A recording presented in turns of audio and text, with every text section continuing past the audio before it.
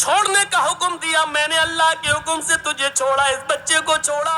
मैं कहाँ जा रहा हूँ मुझे पता नहीं, अल्लाह जहाँ ले जाएगा मैं जाऊंगा, जो हुक्म देगा मैं करूंगा, कब आऊंगा इसका भी कोई पता नहीं, जब तक उसकी इजाजत हुक्म ना होगा मैं नहीं आऊंगा।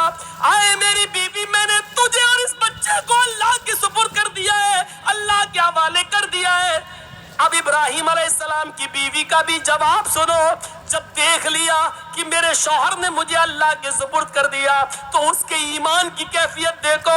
अब हाजरा के अंदर भी अल्लाह का नाम सुनकर जो ईमान पैदा हुआ, जो ईमानी ताकत आई, अब वो उस जंगल के खतरों से नहीं डर रही है, उस बियाबान जंगल से नहीं डर रही है, उस जंगल के अंदर रात में कितने खतरनाक जानवर आएंगे उनसे नहीं डर रही है। इब्राहिम से कहती है, जब आपने मुझे अल्लाह के सुपुर्द कर दिया, अल्लाह के हवाले कर दिया, चाहिए अब आपको रुकने की जरूरत नहीं है।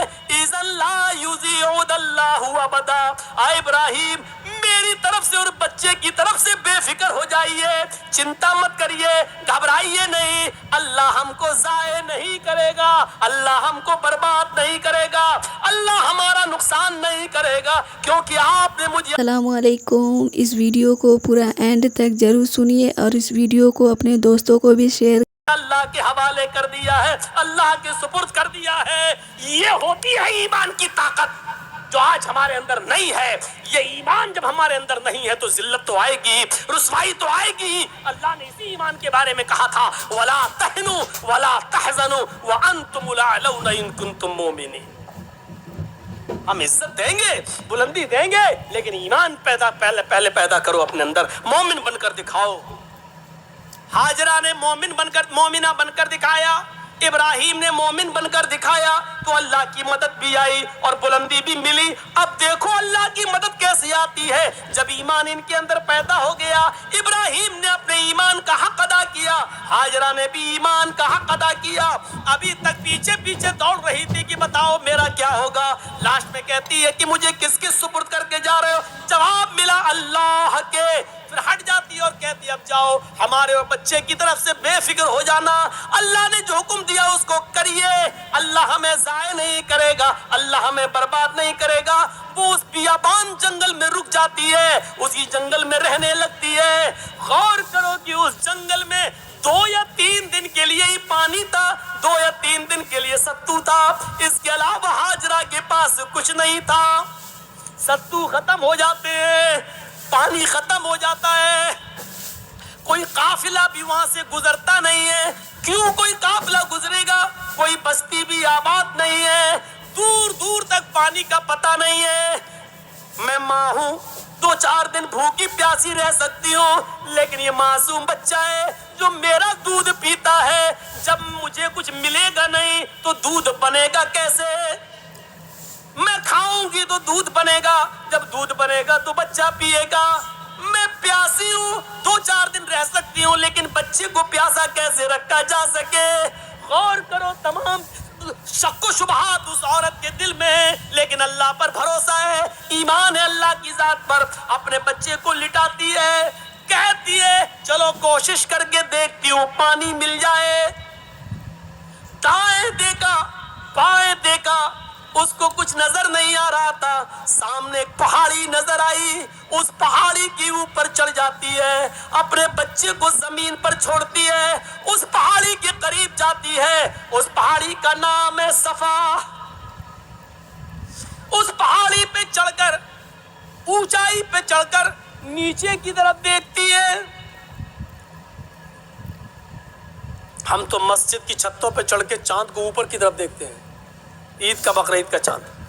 वो ऊंचाई पे चढ़कर नीचे की तरफ देखती है, शायद इस पहाड़ी के नीचे कोई बस्ती रहती हो, कोई गांव हो, कोई अल्लाह के बंदे रहते हो, और मैं उनसे थोड़ा सा पानी मांग लूं बच्चे को पिलाने के लिए।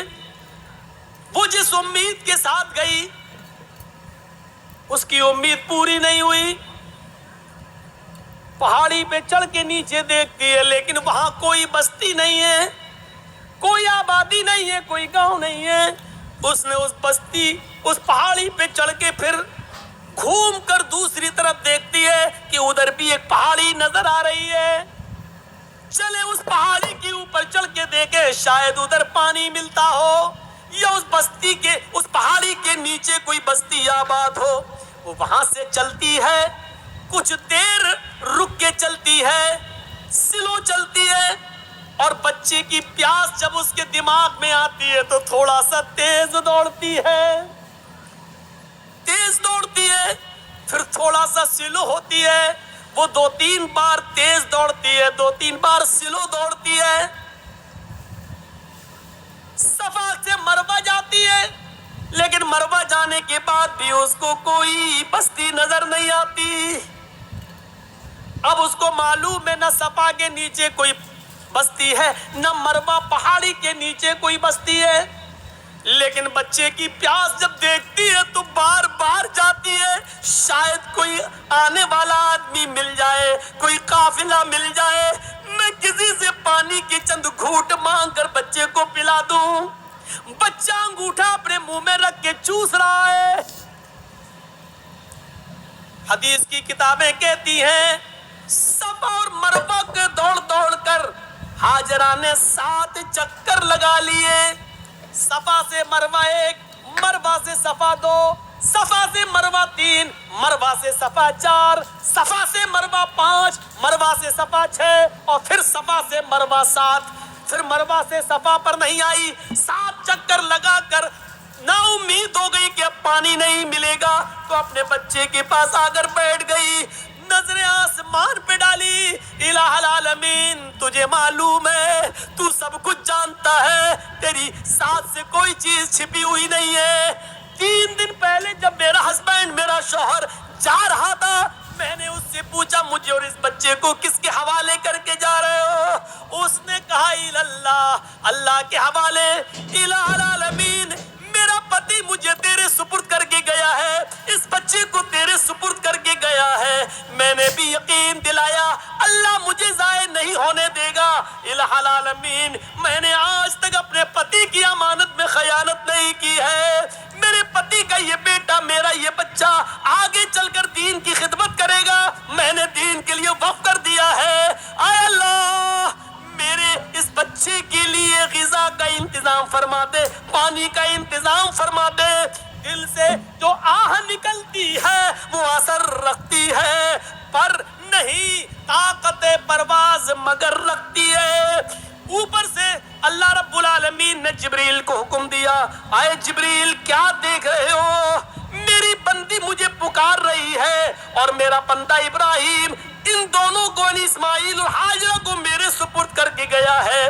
अगर मेरे सुपुर्द करने के बाद भी ये दोनों भूखे और प्यासे मर गए तो फिर दुनिया से विश्वास उठ जाएगा, फिर ईमान किसके अंदर पैदा होगा?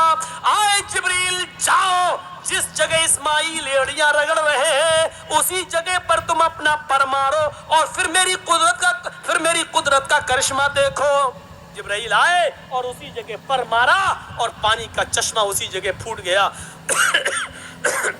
इब्राहिम, हाजरा ने देखा कि पानी का चश्मा निकल गया तो वो रोकने लगी, पानी है वो बह रहा है, वो रोक रही है, इधर ना चला जाए, उधर ना चला जाए। वो समझ रही थी शायद अभी ये थोड़ी देर के लिए बंद हो जाएगा, तो समेट रही हैं और जज्बात में कह रही पानी तो बहता जा रहा है। वो ऐसे लेती चुल्लू, ऐसे रोक रही है और कहती जम जम, अबरानी जबान का लफ्ज जम जम। अरे कहाँ जा रहा? रुक रुक रुक। जम जम, जम जम का मतलब रुक रुक, ठहर जा।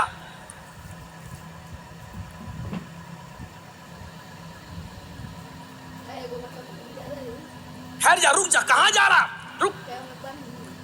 ये जमजम का लफ्ज भी अल्लाह के रसूल को इतना पसंद आया कि आपने जमजम के लफ्ज को जमजम ही रहने दिया, इसके लिए कोई अरबी का लफ्ज इस्तेमाल नहीं किया। रुक रुक। पानी नहीं रुकता तो उन्होंने मुडेर बांध दी, वही मिट्टी से इकट्ठा करके ऐसे बनाती चली गई, मुडेर बांध दी। अल्लाह के नबी ने एक बार खुतबा दिया था और कहा था अल्लाह हाजरा पर रहम फरमाए, अगर हाजरा ने मुंडेर न बांधी होती तो अल्लाह उस पानी को पूरी दुनिया में फैला देता। और जो चीज़ पूरी आम हो जाए तो उसकी कदर कम हो जाती है।